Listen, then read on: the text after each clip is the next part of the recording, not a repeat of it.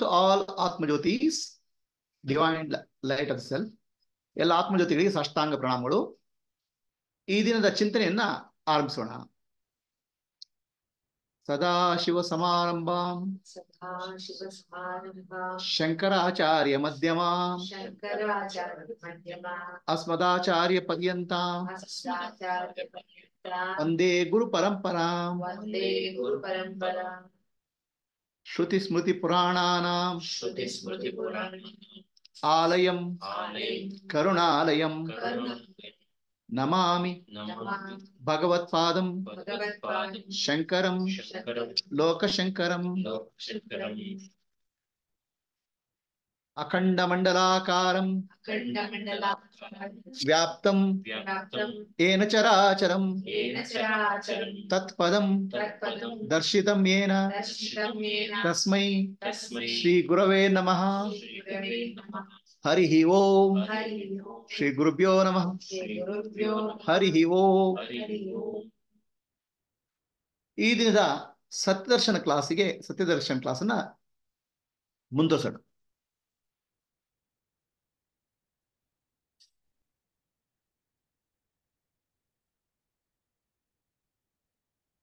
ಮೊದಲನೇ ಪ್ರಶ್ನೆ, ನಮ್ಮ ಜೀವನದಲ್ಲಿ ಸಮಸ್ಯೆ ಇದೆ, ಕಷ್ಟ ಇದೆ, ಸಮಸ್ಯೆ ಯಾರಿಗೆ ಅಂತ. ಈ ಸಂಸಾರ ಸಮಸ್ಯೆ ಯಾರಿಗಿದೆ ಅಂತ. ಯಾರಿಗಿದೆ? ಯಾರಿಗೆ ಸಮಸ್ಯೆ ಇದೆ ಜೀವನದಲ್ಲಿ? ಯಾರಿಗಿಲ್ಲ ಸ್ವಾಮಿ, ಎಲ್ಲರಿಗೂ ಸಮಸ್ಯೆ ಇದೆ. ನಿಮ್ಗಿದೇನ್ರಿ ಸಮಸ್ಯೆ? ಈಗ ನನಗೆ ಸಮಸ್ಯೆ ಇದೆ, ಯಾವ ನನಗೆ ಸಮಸ್ಯೆ ಇದೆ ಅಂತ ನಾವೆಲ್ಲ ನಾನು ಸೇರಿಸ್ಬಿಡ್ತೇವೆ, ಕನ್ಫ್ಯೂಸ್ ಮಾಡ್ಕೊಂಡ್ಬಿಡ್ತೇವೆ. ಇವ್ರು ಹೇಳ್ತಾರೆ ನನಗೆ ಸಮಸ್ಯೆ ಇದೆ ಅಂತ. ಅವ್ರ ಸಮಸ್ಯೆ ಇದೆ ಅಂಗಡಿಯಲ್ಲಿದೆ, ವ್ಯಾಪಾರದಲ್ಲಿದೆ. ಮನೇಲಿ ಹೇಳ್ತಾರೆ, ಹೆಂಡತಿ ಹೇಳ್ತಾರೆ ಏನು ನಿಮ್ಗೆ ಸಮಸ್ಯೆ ಇದೆ ಅಂತ. ಅಲ್ಲಿ ಗಂಡ ನನ್ನ ಸಮಸ್ಯೆ ಇಲ್ಲ, ವ್ಯಾಪಾರ ನನ್ನ ಸಮಸ್ಯೆ ಇದೆ. ಮಗು ಬಂದು ಹೇಳ್ತಾರೆ ಅಪ್ಪ ಅಂತ ಹೇಳ್ತದೆ, ಅಪ್ಪ ನನಗೆ ಸಮಸ್ಯೆ ಇಲ್ಲ. ಯಾವ ನನಗೆ ಸಮಸ್ಯೆ ಇದೆ? ಎಲ್ಲ ನಾನು ಸೇರಿ ಒಂದು ಚಿತ್ರಾನ್ನ ಮಾಡ್ಬಿಟ್ಟು ನನಗೆ ಸಮಸ್ಯೆ ಇದೆ ಅಂತ ಹೇಳಿದ್ರೆ ಏನಾಗುತ್ತೆ ಅರ್ಥ? ಯಾರಿಗೆ ಸ್ವಾಮಿ ಸಮಸ್ಯೆ? Who has A problem? ವ್ಯಾಪಾರಿ ನಾನಿಗೋ, ಆಫೀಸರ್ ನಾನಿಗೋ, ಗಂಡ ನಾನಿಗೋ, ಹೆಂಡತಿ ನಾನಿಗೋ, ಮಗು ಅಪ್ಪ ನಾನಿಗೋ, ಯಾವ ನಾನಿಗೆ ಸಮಸ್ಯೆ ಇದೆ ಅಂತ ಪ್ರಶ್ನೆ. ಸಂಸಾರ ಕಷ್ಟ ಇದೆ ಅಂತ ಹೇಳ್ತೀವಿ. ಯಾವ ನಾನಿಗೆ ಕಷ್ಟ ಇದೆ ಅಂತ? ಯಾಕಂದ್ರೆ ಎಲ್ಲಾ ನಾನು ಸೇರಿ ಮಿಶ್ರಣ ಮಾಡ್ಬಿಟ್ಟು ನಾವು ಫುಲ್ ಕನ್ಫ್ಯೂಸ್ ಆಗ್ಬಿಡ್ತೇವೆ. ಯಾವ ನಾನಿಗೆ ಸಮಸ್ಯೆ ಇದೆ ಗೊತ್ತಾಗಲ್ಲ. ಯಾವ ನಾನಿಗೆ ಸಮಸ್ಯೆ ಇದೆ? ಯಾವ ನಾನಿಗೆ ಸಂಸಾರ ಇದೆ? ಎಷ್ಟು ನಾನಿದೆ ನಮ್ಮ ಹತ್ರ? ಅದನ್ನು ತಿಳ್ಕೋದು ಆತ್ಮದರ್ಶನ. ನಾನು ಯಾರು ಅಂತ. ಶಕ್ತಿ ದರ್ಶನ ಅಂದ್ರೆ ನಾನು ಯಾವುದರಿಂದ ಆಗಿದ್ದೇನೆ, ಯಾವ ಶಕ್ತಿಗಳಿಂದ ಆಗಿದ್ದೇನೆ ಅನ್ನೋ ಶಕ್ತಿ ದರ್ಶನ. ನಾನು ಯಾರಂದು ಪ್ರಜ್ಞೆ ಜಾಗೃತ ಆಗುದು, ಅಂತ ಪ್ರಜ್ಞೆ. ಶಕ್ತಿ ದರ್ಶನ ಅಂದ್ರೆ ನಮ್ಮಲ್ಲಿ ಶಕ್ತಿ ಜಾಗೃತ ಆಗುದು. ಸತ್ಯ ದರ್ಶನ ಅಂದ್ರೆ ಅರಿವಿನಲ್ಲಿ ಜೀವನ. ಈ ದಿನ ಸತ್ಯ ದರ್ಶನ ಕಾರ್ಯಕ್ರಮ. ಸಾಕ್ರೆಟಿಸ್ ಹೇಳಿದ್ರು, ಸಾಕ್ರೆಟಿಸ್ ಒಬ್ಬ ಗ್ರೀಸ್ನಲ್ಲಿ ಒಬ್ಬ ದೊಡ್ಡ ತತ್ವಜ್ಞಾನಿ ಇದ್ದ. ಅವನು ಹೇಳಿದ, ನೋಡಪ್ಪ, ನಿನ್ನನ್ನು ನೀನು ತಿಳ್ಕೋ ಅಂತ. ಯಾರನ್ನು ತಿಳ್ಕೋಬೇಕು? ನಿನ್ನನ್ನು ನೀನು ತಿಳ್ಕೋಬೇಕು, ನಾನು ತಿಳ್ಕೋಬೇಕು. ಯಾರು ತಮ್ಮ ಜೀವನ ಏನು ಅಂತ ವಿಚಾರ ಮಾಡುವುದಿಲ್ಲೋ ಅವರ ಜೀವನ ವ್ಯರ್ಥ ಅಂತ ಹೇಳ್ಬಿಟ್ಟು.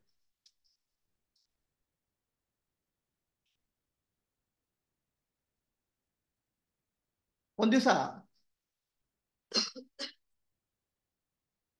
ಗ್ರೀಸ್ನ ಜನ ಅವರು ಅಲ್ಲಿ ಒಂದು ಒರೇಕಲ್ ಅಂತ ಇರ್ತದೆ. ಒರೇಕಲ್ ಅಂದ್ರೆ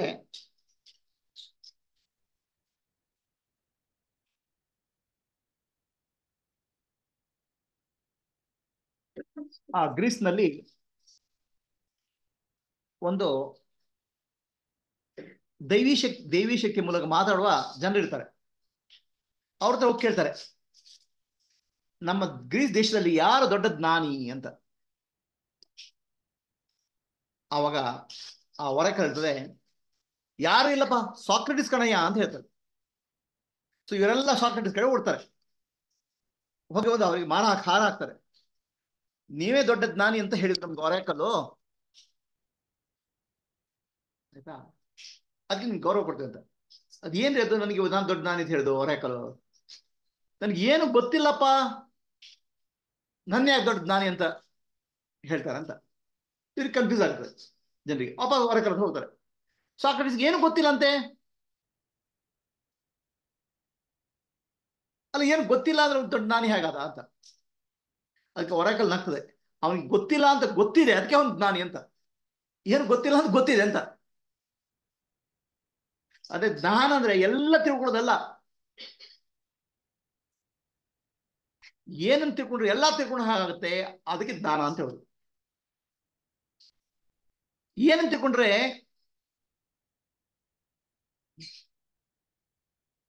ಏನಂತ ಹೇಳುದು, ಏನಂತ ತಿಳ್ಕೊಳ್ಳೋದು ನೋಡಿ. ನಾನು ಗಂಡಸು ಆದರೆ ಗಂಡಸಿನ ಪ್ರಾಬ್ಲಮ್, ನಾನು ದೇಹ ಆದ್ರೆ ದೇಹದ ಪ್ರಾಬ್ಲಮ್, ನಾನು ಮನಸ್ಸು ಆದ್ರೆ ಮನಸ್ಸಿನ ಪ್ರಾಬ್ಲಮ್. ನಾನು ಮನುಷ್ಯ ಆದ್ರೆ ನನಗೆ ತಿಳ್ಕೊಳ್ಳೋದಕ್ಕೆ ವಿಷಯ ಬೇಕಾದಷ್ಟಿದೆ. ಸೈನ್ಸು, ಟೆಕ್ನಾಲಜಿ, ವಿಜ್ಞಾನ ಎಲ್ಲ ವಿಷಯ ಇದೆ, ಬೇಕಾದಷ್ಟಿದೆ. ಸೈನ್ಸ್ ತಿಳ್ಕೊಂಡ್ರೆ ಕೆಮಿಸ್ಟ್ರಿ, ಬಯಾಲಜಿ ತಿಳ್ಕೊಳ್ಳೋಕೆ ಗೊತ್ತಾಗಲ್ಲ, ಬಯಾಲಜಿ ತಿಳ್ಕೊಂಡ್ರೆ ಕೆಮಿಸ್ಟ್ರಿ ಗೊತ್ತಾಗಲ್ಲ, ಇನ್ನು ತಿಳ್ಕೊಳ್ಬೇಕಾದ್ ಬಹಳ ಇದೆ. ಆದರೆ ಏನಂತ ತಿಳ್ಕೊಂಡ್ರೆ ಏನು ತಿಳ್ಕೊಳ್ಳಿಕ್ ಉಳಿಯಲ್ಲ. ನಾನು ಎಲ್ಲ ಅಂತ ತಿಳ್ಕೊಂಡ್ಬಿಟ್ರೆ, ಎಲ್ಲ ಅಂತ ಗೊತ್ತಾಗ್ಬಿಟ್ರೆ, ಎಲ್ಲವೂ ನಾನೇ ಅಂತ ಗೊತ್ತಾಗ್ಬಿಟ್ರೆ ಅದು ತಿಳ್ಕೊಳ್ಳೋ ವಿಷಯನೇ ಇಲ್ಲ.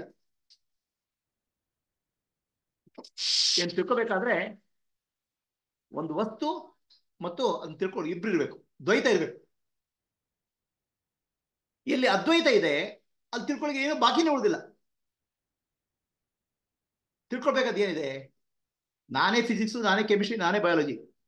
ಹಾಗೆ ತಿಳ್ಕೊಳ್ಳೋದು ಏನಿದೆ, ನನಗೆ ನಾನು ಫಿಸಿಕ್ಸ್ ತಿಳ್ಕೊಂಡವನು ಅಂತ ಆದ್ರೆ ಕೆಮಿಸ್ಟ್ರಿ ತಿಳ್ಕೊಂಡಿಲ್ಲ ಅಂದ್ರೆ ನಮ್ಗೆ ಸಮಸ್ಯೆ ಬರೋದು ಎಲ್ಲಿ ನಾನು ನೋವು ಅದು ತಿಳ್ಕೊಂಡವನು ಆದಾಗ ಸಮಸ್ಯೆ ಬರ್ತದೆ.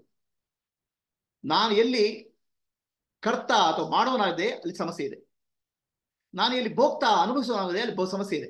ಕರ್ತ, ಭೋಕ್ತಾ, ಜ್ಞಾತ, ಇಲ್ಲಿ ಸಮಸ್ಯೆ ಇದೆ. ಯಾಕಂದ್ರೆ ಇನ್ನೂ ದ್ವೈತ ಇದೆ. ಎಲ್ಲಿ ನಾನು ಕರ್ತ ಅಲ್ಲ, ಭೋಕ್ತ ಅಲ್ಲ, ಜ್ಞಾತ ಅಲ್ಲ, ಮೂರು ಅಲ್ಲ, ನಾನೆಂಬುದು ನಾನಲ್ಲ, ಈ ದೇಹ ಮನ ಬುದ್ಧಿ ನಾನಲ್ಲ, ಸಚಿದಾನಂದಾತ್ಮ ಶಿವನಾನ್ನಾನಿ, ಶಿವೋಹಂ ಶಿವೋಹಂ ಶಿವೋಹಂ. ಶುದ್ಧ ಚೈತನ್ಯ ನಾನು ಅಂತ ಗೊತ್ತಾದಾಗ ಅಲ್ಲಿ ದ್ವೈತವೇ ಇಲ್ಲ. ದ್ವೈತ ಇಲ್ಲದ್ರೆ ಸಮಸ್ಯೆ ಇಲ್ಲ. ಹಾಗೆ ನನಗೆ ಸಮಸ್ಯೆ ಇದೆ ಅಂತ ಯಾರಿಗೆ ಸಮಸ್ಯೆ ಇದೆ? ದೇಹಕ್ಕೆ ಸಮಸ್ಯೆ ಇದೆಯಾ? ಇದೆ, ರೋಗ.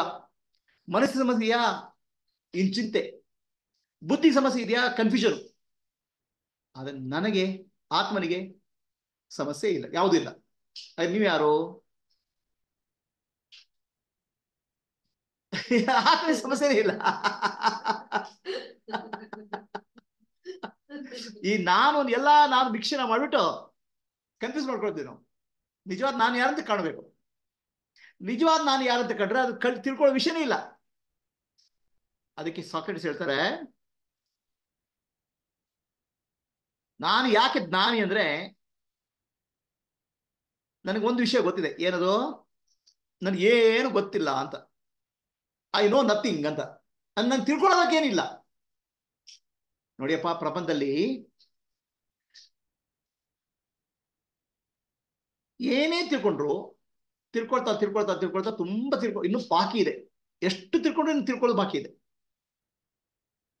ಆದರೆ ನಾನು ಏನೂ ಅಲ್ಲ, ದೇಹ ನಾನಲ್ಲ, ಮನಸ್ಸು ನಾನಲ್ಲ, ಬುದ್ಧಿ ನಾನಲ್ಲ, ಶುದ್ಧ ಚೈತನ್ಯ ಅಂತ ಹೇಳ್ಬಿಟ್ಟು ತಿಳ್ಕೊಳ್ಳೋ ವಿಷಯನೇ ಇಲ್ಲ. ಅವನೇ ಜ್ಞಾನಿ. ಓ, ನಮ್ಗೆ ಜ್ಞಾನಿ ಅಂತ ಸರ್ವಜ್ಞ ಎಲ್ಲವೂ ತಿಳ್ಕೊಂಡಿದ ಅಂದ್ರೆ ಅರ್ಥ, ಓ ಅವನಿಗೆ ಫಿಸಿಕ್ಸ್ ಗೊತ್ತೀಯಾ, ಅವನಿಗೆ ಕೆಮಿಸ್ಟ್ರಿ ಗೊತ್ತೀಯಾ, ಬಯಾಲಜಿ ಗೊತ್ತಿದ್ಯಾ, ಮ್ಯಾಥಮೆಟಿಕ್ಸ್ ಗೊತ್ತೀಯಾ? ಹಾಗಲ್ಲ. ತಿಳ್ಕೊಳ್ಬೇಕಂತ ಏನೂ ಇಲ್ಲ, ಅವ್ರ ಜ್ಞಾನಿ. ನಮ್ಗೇನೋ ಜ್ಞಾನಿಗಳು ಅಂದ್ರೆ ಸರ್ವಜ್ಞ ಅಂತ ಹೇಳಿದ್ರು. ಸರ್ವಜ್ಞ ಅಂದ್ರೆ ಎಲ್ಲವೂ ತಿಳ್ಕೊಂಡ್ರು ಅಂತ. ನಮ್ ಲೆಕ್ಕದಲ್ಲಿ ಏನ್ರಿ, ಒಬ್ರಿಗೆ ಎಲ್ಲಾ ಗೊತ್ತಾಗತ್ರಿಪ್ಪ, ಕಣ್ಣು ಮುಚ್ಕೊಂಡ್ರಿ ಎಲ್ಲಾ ಪ್ರಪಂಚ ಎಲ್ಲ ಗೊತ್ತಾಗುತ್ತೆ ಅಂತ. ಅವ್ರಿಗೆ ಏನ್ ಗೊತ್ತಾಗಿದೆ ಅಂದ್ರೆ ಗೊತ್ತಾಗಬೇಕಾದ ವಿಷಯ ಏನು ಇಲ್ಲ ಅಂತ ಗೊತ್ತಾಗಿದೆ. ಎಲ್ಲವೂ ನಾನೇ ಆದಾಗ ತಿಳ್ಕೊಬೇಕಾದ ಏನಿಲ್ಲ. ದೇಹ ನಾನು, ಮನಸ್ಸು ನಾನು, ಬುದ್ಧಿ ನಾನಾದ್ರೆ, ಕರ್ತ ನಾನು, ಭಕ್ತ ನಾನು, ಜ್ಞಾತ ನಾನಾದ್ರೆ ತಿಳ್ಕೊಬೇಕಾದ ವಿಷಯ ಇದೆ. ಹಾಗೆ ನಿಜವಾದ ಆತ್ಮಜ್ಞಾನ ಅಂದ್ರೆ ಯಾವುದು ನಾನಲ್ಲ, ಶುದ್ಧ ಚೈತನ್ಯ ನಾನು, ನನ್ಗೆ ತಿಳ್ಕೊಳ್ಬೇಕಾದ ಏನೂ ಇಲ್ಲ ಅಂತ ಅರಿವು ಬರಬೇಕು. ಅದಕ್ಕೆ ಆತ್ಮಜ್ಞಾನ ಅಂತ ಹೇಳೋದು.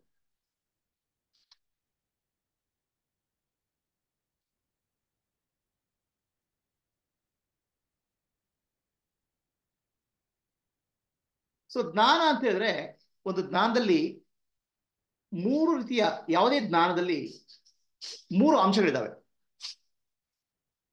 ಮೊದಲನೇದು ಇಂದ್ರಿಯಗಳ ಜ್ಞಾನ, ಮನಸ್ಸಿನಲ್ಲಿ ಜ್ಞಾನ,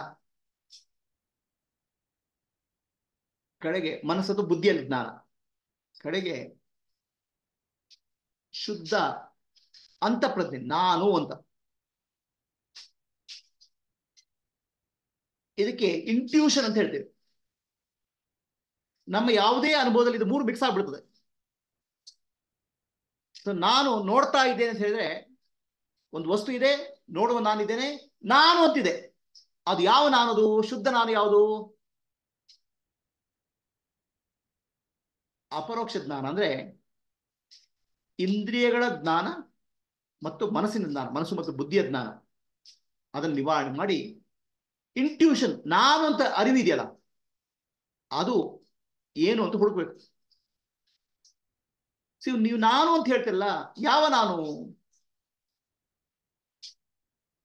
ನಿಮ್ಗೆ ಅಸ್ತಿತ್ವ ಇದೆಯಾ? ಇದ್ದೀರಾ ನೀವು? ಹೌದು, ನಾನು ಇದ್ದೇನೆ, ಇರುವಿಕೆ. ನಿಮ್ಗೆ ಅರಿವಿದೆಯಾ? ಇದೆ. ಇದನ್ನ ನಿಮ್ಗೆ ಯಾರು ಹೇಳ್ಕೊಟ್ರು ನನಗೆ ಅರಿವು ಇದೆ ಮತ್ತು ನಾನಿದ್ದೇನೆ ಅಂತ?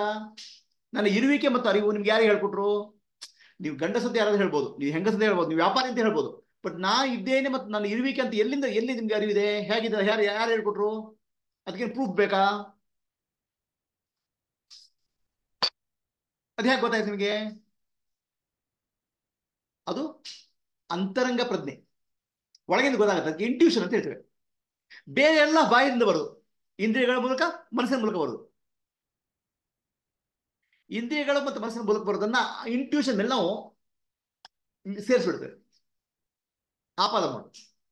ಅವಾಗ ನಾನು ಅಂತ ಹೇಳ್ಕೊಂಡು ದೇಹ ನಾನು ಅಂತ ಹೇಳ್ತೇನೆ. ದೇಹ ಅನ್ನೋದು ನಮ್ಮ ಅನುಭವಕ್ಕೆ ಬರೋದು, ಇಂಟ್ಯೂಷನ್ ಅನ್ನೋದು ಒಳಗಿಂದ ಬರೋದು, ಅಂತರಂಗದಿಂದ ಬರೋದು. ಅಂತರಂಗ ಅಲ್ಲ, ಅಂತಃಪ್ರಜ್ಞೆಯಿಂದ ಬರೋದು. ಅಂತಃಪ್ರಜ್ಞೆಯಿಂದ ಬರೋದ ಮೇಲೆ ಬಾಹ್ಯ ವಸ್ತುಗಳನ್ನ, ಬಾಹ್ಯ ಮನಸ್ಸು ಬುದ್ಧಿಯನ್ನ ಆರೋಪ ಮಾಡಿಬಿಟ್ಟು ನಾನು ಅನ್ನೋ ಒಂದು ಮಿಶ್ರಣ ಮಾಡ್ತೇವೆ. ಈ ಅಂತಃಪ್ರಜ್ಞೆಯಲ್ಲಿ ನಾನು ಅಂತ ಬಂತಲ್ಲ, ಅದು ಯಾವ ನಾನದು? ಆ ನಿಜವಾದ ನಾನು ಯಾರು? ಅಂತಃಪ್ರಜ್ಞೆಯಲ್ಲಿ ಕೂಡ ಅದು ಬರೋದು. ಎಚ್ಚರ ಆದಾಗ ಅಂತಃಪ್ರಜ್ಞೆಯಲ್ಲಿ ನಾನು ಅಂತ ಬರ್ತದೆ. ಸ್ವಪ್ನ ಗಾಢನಿದ್ದೆ ಅದು ಇಲ್ಲ. ಹಾಗಿದ್ರೆ ಅಲ್ಲಿ ಎರಡಕ್ಕೂ ಮೀರಿದ್ದಿದೆಯಲ್ಲ ನಾನು, ಅದು ನಿಜವಾದ ನಾನು. ಆ ಅಂತಃಪ್ರಜ್ಞೆ ನಾನು ಹಿಡ್ಕೋಬೇಕು, ಅದೇ ಅಹಂ ಬ್ರಹ್ಮಾಸ್ಮಿ. ಆ ಅಂತಃಪ್ರಜ್ಞೆ ನಾನು ಅಂತಿದೆಯಲ್ಲ, ಅದು ಯಾರನ್ನು ನೋಡ್ಬೇಕು. ದೇಹ ನಾನು, ಮನಸ್ಸು ನಾನು, ಬುದ್ಧಿ ನಾನಲ್ಲ. ಈ ನಾನು ಅಂತಃಪ್ರಜ್ಞೆಯಲ್ಲಿ ನಾನು, ನಿಮ್ಗೆ ದೇಹ ಇದ್ದಿದ್ದು ಬರ್ತದೆ, ಎಚ್ಚರ ಆದ ಕೂಡ ಅರಿವು ಬರ್ತದೆ. ನಾನಿದ್ದೇನೆ, ಇರುವಿಕೆ ಮತ್ತು ಇರುವಿಕೆ ಅರಿವು ಬರ್ತದೆ.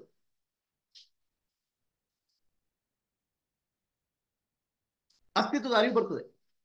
ಆಮೇಲೆ ದೇಹ ಬರ್ತದೆ, ಆಮೇಲೆ ಮನಸ್ಸು ಬರ್ತದೆ, ಆಮೇಲೆ ಬುದ್ಧಿ ಬರ್ತದೆ. ಆ ಶುದ್ಧವಾದ ನಾನು ಇದ್ದೇನೆ. ಅದಕ್ಕೆ ಇಂಗ್ಲಿಷ್ ನಲ್ಲಿ ಐ ಆಮ್ ಅಂತ ಹೇಳ್ತೇವೆ. ಐ ಅಂದ್ರೆ ಚೈತನ್ಯ, ಆಮ್ ಅರಿವು, ಇರುತ್ತೇನೆ, ಇರುವಿಕೆ. ಅಸ್ತಿತ್ವ ಮತ್ತು ಇರುವಿಕೆ ಎರಡು ಸೇರಿ ನಾನು ಅಂತ ಹೇಳ್ತೇನೆ. ಅದು ಯಾವುದದು? ಅದು ದೇಹ ಇದ್ರೂ ಇದೆ. ದೇಹ ದೇಹ ಇದ್ದ ಎಚ್ಚರಾದ ಐ ಆಮ್ ಅಂತ ಬರ್ತದೆ. ಆದ್ರೆ ಎಚ್ಚರ ಮುಂಚೆ ಇತ್ತು, ಶುದ್ಧ ನಾನಾಗಿತ್ತದು. ಐ ಅರಿವು, ಅರಿವು ಮತ್ತು ಅಸ್ತಿತ್ವ ಎರಡು ಒಂದಾಗ್ಬಿಟ್ಟಿತ್ತು. ಹಾಗೆ ಐ ಆಮ್ ಅಂತ ಎಲ್ಲಿಂದ ಬಂತು? ಆ ಶುದ್ಧ ನಾನು. ಅದಕ್ಕೆ ನಾನು ಇದ್ದೇನೆ ಮತ್ತು ನನ್ನ ಇರುವಿಕೆ ಮತ್ತು ನನ್ನ ಅರಿವು ಎರಡೂ ಇಲ್ಲ. ಯಾಕಿಲ್ಲ? ಅಲ್ಲಿ ತಿಳ್ಕೊಳ್ಳುವ ವಿಷಯನೇ ಇಲ್ಲ, ದ್ವೈತನೇ ಇಲ್ಲ. ದ್ವೈತ ಇದ್ರೆ ತಾನೇ ಗೊತ್ತಾಗೋದು.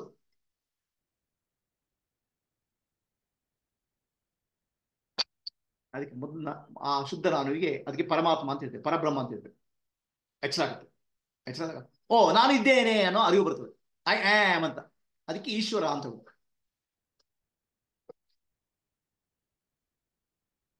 ಅದಕ್ಕೆ ಚಿದಾಭಾಸ ಅಥವಾ ಕಾನ್ಶಿಯಸ್ನೆಸ್ ಅಂತ ಹೇಳುದು.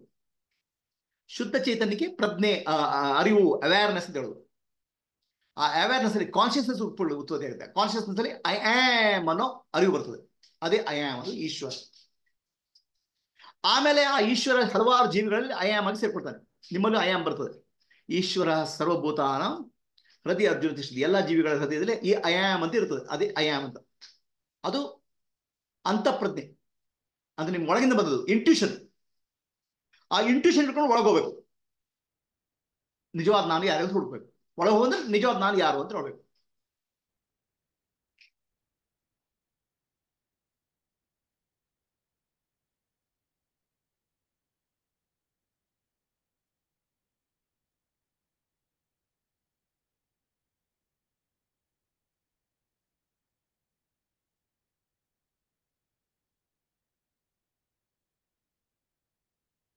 ಇಷ್ಟರ ಬಗ್ಗೆ, ಇಷ್ಟು ಹೇಳಿದ ವಿಷಯದ ಬಗ್ಗೆ ಯಾರಿಗ ಪ್ರಶ್ನೆ ಇದೆಯಾ? Any questions?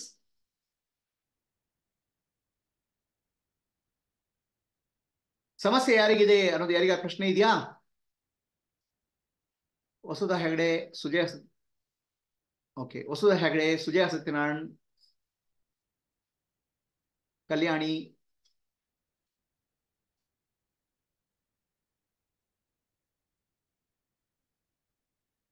ಹರಿ ಓಂ ಗುರುಜಿ. ಹರಿ ಓಂ. ಹೇಳ್ರಿ ಗುರುಜಿ, ಇಂಟ್ಯೂಷನ್ಗೂ ಮತ್ತೆ ಅಪರೋಕ್ಷಕ್ಕೂ ವ್ಯತ್ಯಾಸ ಇನ್ನೊಂದ್ ಸ್ವಲ್ಪ ಕ್ಲಿಯರ್. ಇಂಟ್ಯೂಷನ್ ಅಂದ್ರೆ ನಾನು ಇದ್ದೇನೆ ಅನ್ನುವ ಅರಿವು. ಅದು ಬುದ್ಧಿಯಲ್ಲಿ ಬರೋದು. ಇಲ್ಲಿ ನಾನು ಇದ್ದೇನೆ ಅನ್ನೋ ಅನುಭವ ಬುದ್ಧಿಯಲ್ಲಿ ಬರೋದು. ಅದು ಅಂತಃಪ್ರಜ್ಞೆಯಿಂದ ಬರೋದು, ಒಳಗಡೆಯಿಂದ ಬರೋದು. ಅದು ಕೂಡ ಎಚ್ಚರ ಆದ ಮೇಲೆ ಬರುತ್ತೆ, ಸ್ವಪ್ನದಲ್ಲಿ ಇಲ್ಲ. ಅಲ್ಲ, ಸ್ವಪ್ನದಲ್ಲಿ ಬರುತ್ತೆ, ಎಚ್ಚರದಲ್ಲಿ ಬರುತ್ತೆ, ಗಾಢ ನಿದ್ದೆಯಲ್ಲಿ ಇಲ್ಲ. ಅದು ಐ ಆಮ್ ಅಂತ, ನಾನು ಇದ್ದೇನೆ ಅಂತ ಅರಿವು ಇದೆಯಾ? ಇಲ್ಲ ಗುರುಜಿ. ಹಾಗಿದ್ರೆ ಅದಕ್ಕೆ ಇಂಟ್ಯೂಷನ್ ಅಂತಃಪ್ರಜ್ಞೆ ಅಂತ ಹೇಳುದು. ಆಯ್ತಾ? ಆ ಇಂಟ್ಯೂಷನ್ ಇಂದ ನಾನು ಪ್ರಶ್ನೆ ಮಾಡೋದು, ನಾನು ಯಾರು ಪ್ರಶ್ನೆ ಮಾಡಿದಾಗ ನಿಜವಾದ ನಾನು ಗೊತ್ತಾಗುತ್ತೆ. ಅದು ಯಾವುದು? ಎಚ್ಚರ, ಗಾಢ ನಿದ್ದೆ, ಸ್ವಪ್ನದಲ್ಲಿ ಯಾವ ಶುದ್ಧ ನಾನು ಇದೆ ಅದು ನಾನು ಅಂತ ಗೊತ್ತಾಗುತ್ತೆ.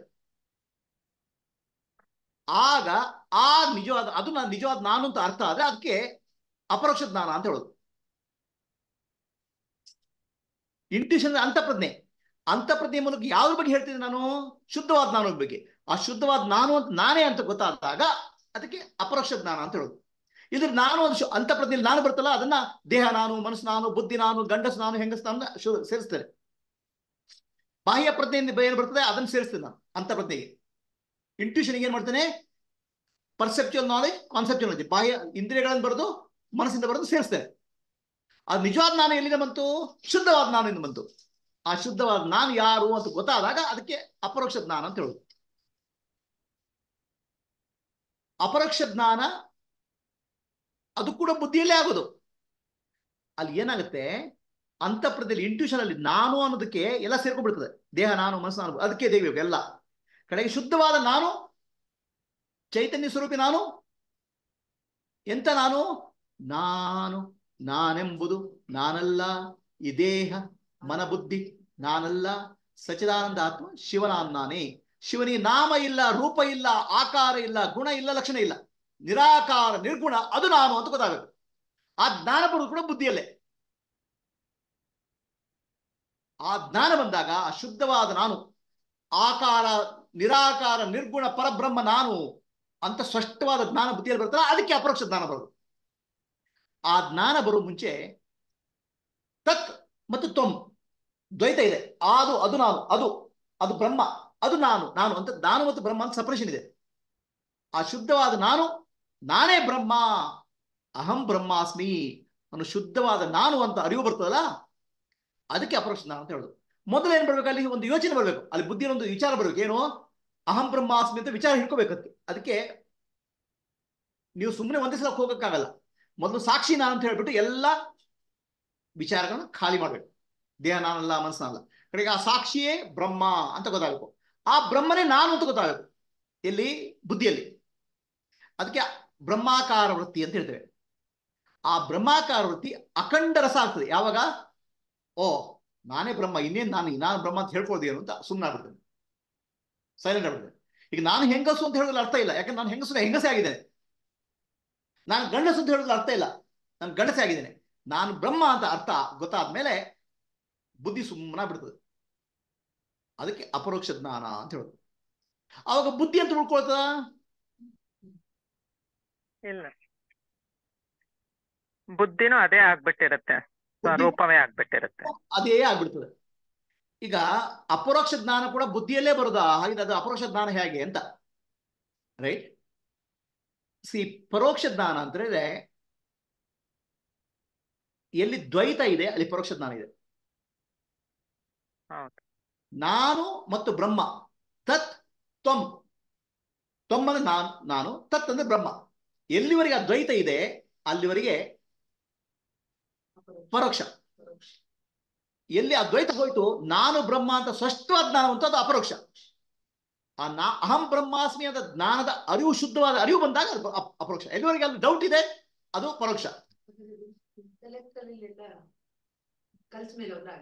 ಇಂಟೆಲೆಕ್ಟ್ ಎಲ್ಲ ಮಿಕ್ಸ್ ಆಗ್ಬಿಡುತ್ತೆ. ಇಂಟ್ಯೂಷನ್ ಮೇಲೆ ಎಲ್ಲ ಆರೋಪ ಆಗುತ್ತೆ. ಆ ಇಂಟ್ಯೂಷನ್ ನಾನು ಅಂತಿದೆ, ಅದು ನಾನು ಬ್ರಹ್ಮ ಅಂತ ಗೊತ್ತಿಲ್ಲ. ನಾನು ಬ್ರಹ್ಮ ಅಂತ ಶುದ್ಧವಾದ ಅರಿವು ಬಂದಾಗ ಅಲ್ಲಿ ಮತ್ತೆ ಏನ್ ಪ್ರಶ್ನೆ ಇಲ್ಲ, ಡೌಟ್ ಇಲ್ಲ. ಆಯ್ತು, ಆಮೇಲೆ ಅದಕ್ಕೆ ಅಪರೋಕ್ಷ ಅಂತ ಹೇಳುದು. ಅಲ್ಲಿ ಮತ್ತೆ ಅದು ಅಪರೋಕ್ಷ ಇದಿಲ್ಲ, ಏನು ಥಾಟ್ಸ್ ಇಲ್ಲ, ಕ್ಲಿಯರ್. ಎಲ್ಲಿವರೆಗೆ ಡೌಟ್ ಇದೆ, ಎಲ್ಲಿವರೆಗೆ ಸಂಶಯ ಇದೆ, ಅದು ಪರೋಕ್ಷ. ಸಂಶಯ ಹೋಯ್ತು ಅಲ್ಲಿ ಅದು ಪ್ರಶ್ನೆನೇ ಇಲ್ಲ, ನಾನು ಬ್ರಹ್ಮ ಅಂತ ಹೇಳ್ಕೊಳ್ಳೋದು ಇಲ್ಲ. There is no need to tell. ಈಗ ನೀವು ನಾನು ಹೆಂಗಸು ಅಂತ ಹೇಳ್ಕೊಡ್ತೀರಾ? ನಾನು ಹೆಂಗಸು ನಿಮ್ಗೆ ಅಪರೋಕ್ಷ. ನಿಮಗೆ ನಾನು ಹೆಂಗಸು ಅಂತ ಡೌಟ್ ಇದ್ರೆ ಪರೋಕ್ಷ. ನಾನು ಬ್ರಹ್ಮ ಅಂತ ಸ್ವಲ್ಪ ಡೌಟ್ ಇತ್ತು, ಅಲ್ಲಿ ಪರೋಕ್ಷ. ನಾನು ಬ್ರಹ್ಮ ಅಂತ ಹೇಳ್ಕೊಳ್ಳೋ ಅಗತ್ಯನೇ ಇಲ್ಲ, ಅಪರೋಕ್ಷ.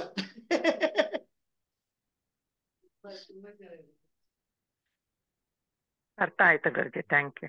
ಅದೇ ನೋಡಿಯಪ್ಪ, ನಿಮ್ಗೆ ನಾನು ತಾಯಿ ಅಂತ ಯಾವಾಗ ಡೌಟ್ ಬರ್ತೇನ್ರಿ? ನಾನು ತಾಯಿ ಅಂತ ನೀವು ಹೇಳ್ಕೋಬೇಕಾದ್ರೆ ಡೌಟ್ ಇದೆ. ನಾನು ಅಹಂ ಬ್ರಹ್ಮಾಸ್ಮಿ ಅಂತ ಹೇಳ್ಕೋಬೇಕಾದ್ರೆ ನಾನು ಅಹಂ ಮತ್ತು ಬ್ರಹ್ಮ ಎರಡು ಇದೆ. ಅಹಂ ಮತ್ತು ಬ್ರಹ್ಮ ಎರಡು ಒಂದೇ ಅಂತ ಗೊತ್ತಾಗ ಜ್ಞಾನ ಬಂತಲ್ಲ, ಆಮೇಲೆ ಹೇಳ್ಕೊಳ್ಳೋ ಅಗತ್ಯನೇ ಇಲ್ಲ, ಮನಸ್ಸು ಸೈಲೆಂಟ್ ಆಗ್ಬಿಡ್ತದೆ. ಅದು ಅಪರೋಕ್ಷ.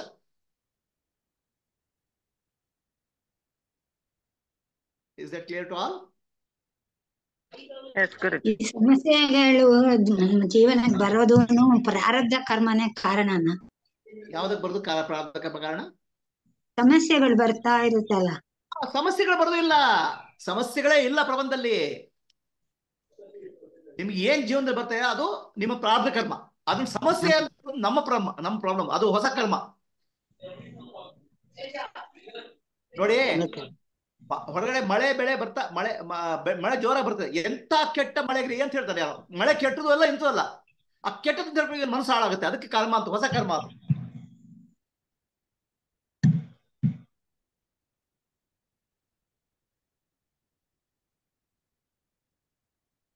ಏನ್ ಡೌಟ್ ಇಲ್ಲ ಗುರುಜಿ.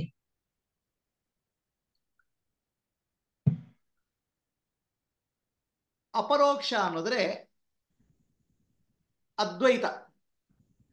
ಅದ್ವೈತ ಜ್ಞಾನ ಅರ್ಥ ಮಾಡ್ಕೋಬೇಕು. ಅದ್ವೈತ ಜ್ಞಾನ ಅಂದ್ರೆ ಅರ್ಥ ಮಾಡ್ಕೋಬೇಕು. ದ್ವೈತ ಜ್ಞಾನದಲ್ಲಿ ನಾನು ಮತ್ತು ಬ್ರಹ್ಮ ಅಂತಿದೆ, ನಾನು ಮತ್ತು ಒಂದು ಸಪರೇಷನ್ ಇದೆ. ಯಾವಾಗ ಅಹಂ ಬ್ರಹ್ಮಾಸ್ಮಿ ಸ್ಪಷ್ಟವಾದ ಜ್ಞಾನ ಬರ್ತದೆ, ಅಲ್ಲಿ ಅಹಂ ಬ್ರಹ್ಮಾಸ್ಮಿ ಅಂತ ಯೋಚನೆ ಮಾಡೋ ಅಗತ್ಯನೇ ಇಲ್ಲ.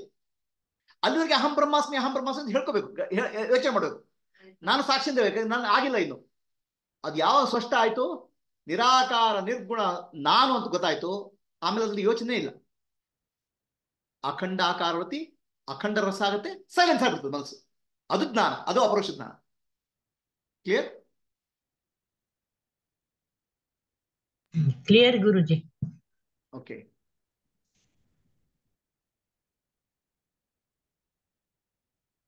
ಪರೋಕ್ಷ ಜ್ಞಾನ ಮತ್ತು ಅಪರೋಕ್ಷ ಜ್ಞಾನ ಎರಡೂ ಬುದ್ಧಿಯಲ್ಲೇ ಆಗೋದು.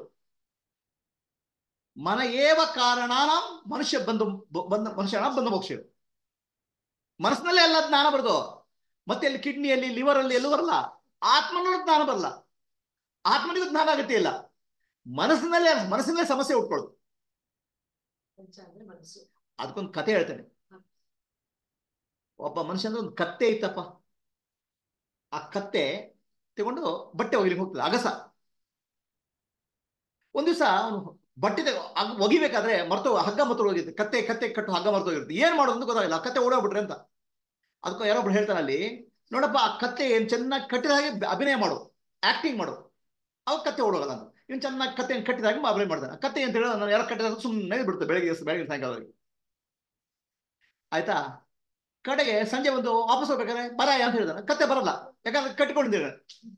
ಆಗ ಮನುಷ್ಯ ನಗ್ತಾನೆ, ನೋಡಪ್ಪ ಅದು ಕತ್ತೆ ಕಟ್ಕೊಂಡೆ ಅಂತ ತಿಳ್ಕೊಂಡಿದ್ದಾನೆ ಅಂತ, ಅದನ್ನ ಬಿಡಿಸಿದಾಗ ಮಾಡು ಈಗ ಅಂತ.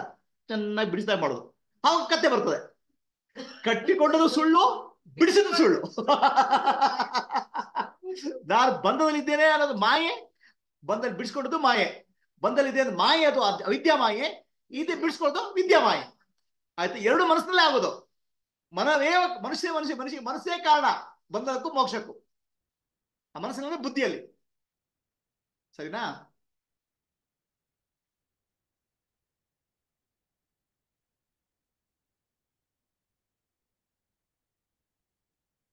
Any questions? ಮಾಯೆ ಒಳ್ಳೆ ಎಕ್ಸಾಂಪಲ್ ಕೊಟ್ರಿ ಗುರುಜಿ.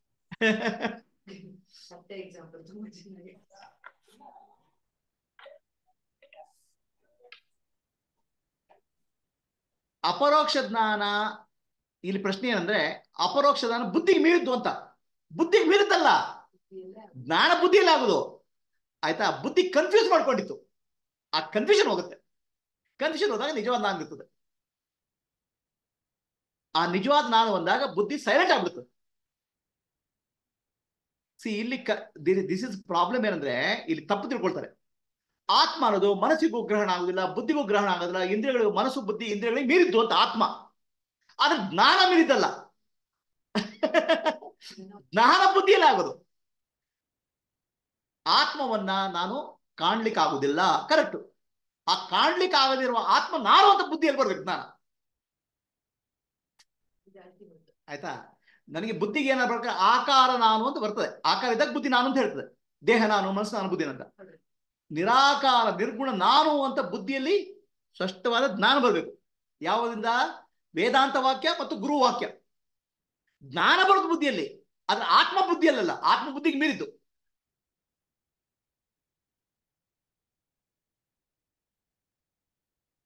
Is it clear?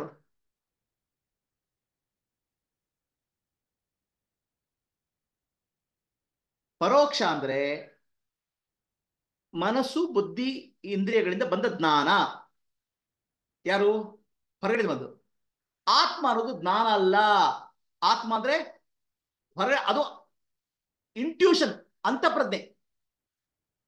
ಆ ಇಂಟ್ಯೂಷನ್, ನಿಜವಾದ ಇಂಟ್ಯೂಷನ್ ಏನು ಅಂತ ಹುಡುಕಿದಾಗ ಅದು ನಾನು. ಅದು ಎಲ್ಲಿಂದ ಬಂತು? ಶುದ್ಧವಾದ ನಾನು ಇಂದ ಬಂತು. ಅದು ಅರಿವಾಗ ಶುದ್ಧವಾದ ನಾನು ಕಾಣಲ್ಲ, ಮನಸ್ಸು ಬುದ್ಧಿ ಇಂದ್ರಿಯಗಳಿಗೆ ಕಾಣಲ್ಲ. ಆದ್ರೆ ನಾನು ಅಂತ, ಇದನ್ನ ಶುದ್ಧವಾದ ನಾನು ಅಂತ ಅರ್ಥ ಆಗುತ್ತೆ. ಅದಕ್ಕೆ ಅಪರೋಕ್ಷ ಜ್ಞಾನ ಅಂತ ಹೇಳುದು.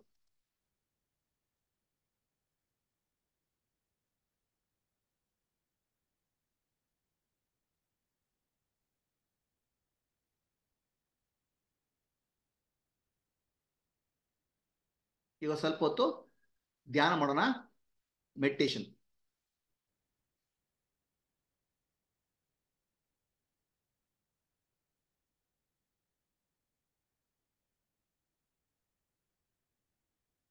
ಒಂದು ರೆಕಾರ್ಡ್ ಸಪ್ರೇಟ್ಲಿ.